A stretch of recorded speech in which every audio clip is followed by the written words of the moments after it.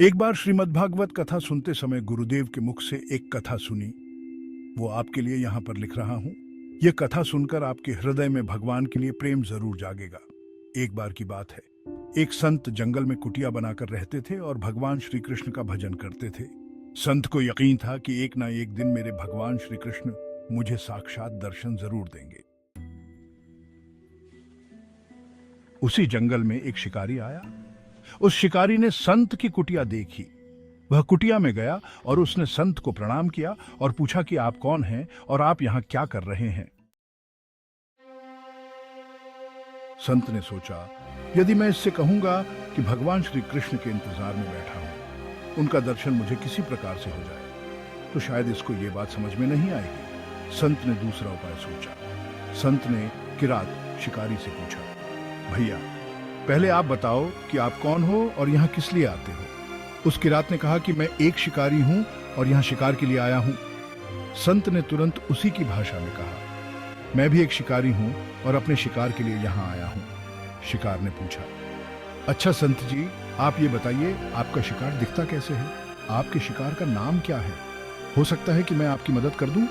संत ने सोचा, इसे कैसे बताऊं? फिर भी संत कहते हैं, मेरे शिकार का नाम है, वो दिखने में बहुत ही सुंदर है, सांवरा सलोना है, उसके सिर पर मोर मुकुट है, हाथों में बंसी है। ऐसा कहकर संत जी रोने लगे।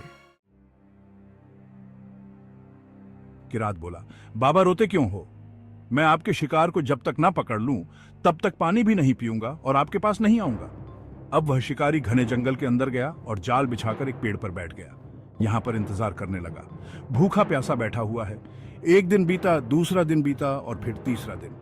भूखे प्यासे किरात को नींद भी आने लगी।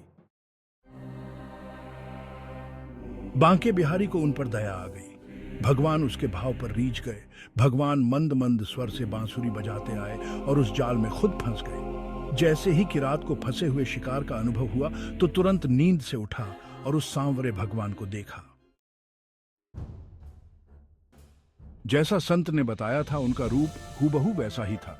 वह अब जोर जोर से चिल्लाने लगा, मिल गया, शिकार मिल गया।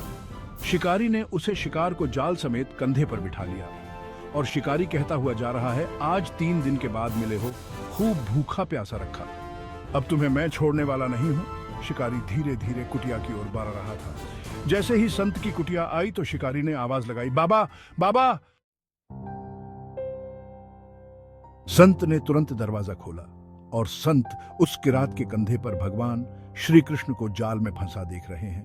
भगवान श्री कृष्ण जाल में फंसे हुए मंद मंद मुस्कुरा रहे हैं। किरात ने कहा, आपका शिकार लाया हूं, मुश्किल से मिले हैं। संत के आज होश उड़ गए। संत किरात के चरणों में गिर पड़े।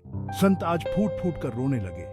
संत कहते हैं, मैंने आज तक आपको पाने के लिए अनेक प्रयास किए प्रभु, लेकिन आज आप मुझे इस किरात के कारण मिले हो। भगवान बोले, इस शिकारी का प्रेम तुमसे ज्यादा है, इसका भाव तुम्हारे भाव से ज्यादा है, इसका विश्वास तुम्हारे विश्वास से ज्यादा है। इसलिए आज जब 3 दिन बीत गए तो मैं आए बिना नहीं रह पाया।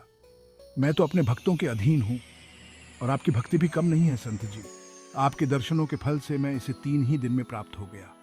इस तरह से भगवान ने खूब दर्शन दिया और फिर वहां से भगवान चले गए।